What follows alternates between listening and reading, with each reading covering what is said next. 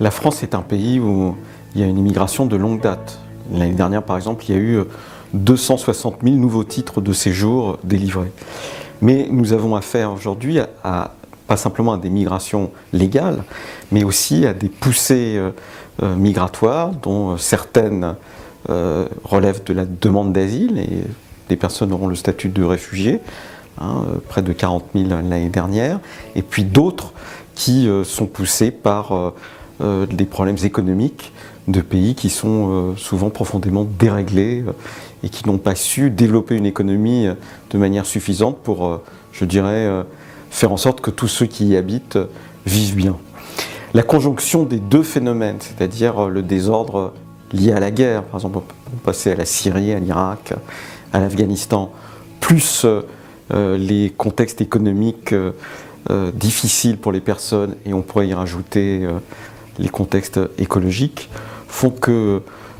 y a des mouvements de population de plus en plus importants, et en particulier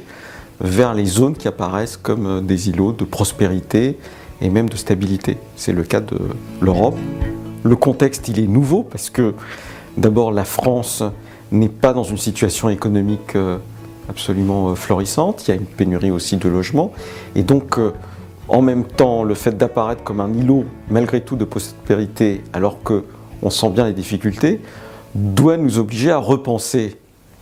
peut-être notre modèle de développement économique, repenser aussi la manière dont nous organisons notre modèle global de prise en charge sociale, pour faire en sorte qu'à partir de la question migratoire, eh bien, on relance une dynamique positive dans l'ensemble de la société, parce que si on ne le fait pas, on peut avoir des phénomènes de repli sur soi extrêmement violents, et même de ne pas saisir ce que peut être par moment l'opportunité de migrants qui peuvent être cultivés sur le plan technique, produire de la richesse pour l'ensemble de la nation, et donc ne pas profiter de cela alors que malgré tout les personnes seront là, c'est une impasse dans laquelle on ne doit pas tomber. Les problèmes nouveaux d'intégration, ils sont d'abord liés au fait que pendant très longtemps, l'intégration, d'une certaine manière, se faisait par l'économie, par le travail. Qui dit travail disait aussi une socialisation par le travail. Et puis il y a eu un moment de cassage, on le sait, avec la crise industrielle. Et donc on a aujourd'hui un modèle d'intégration qui n'existe plus tel qu'il était dans le passé. Et en même temps, il faut arriver à en redéfinir un, c'est-à-dire dans sa dynamique positive,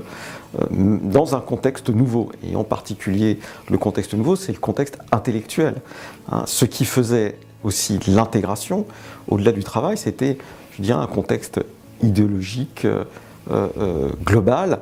qui faisait que la France savait à peu près ce qu'elle était dans ses conflits aussi démocratiques. Enfin, et aujourd'hui, elle a du mal à être une société où les conflits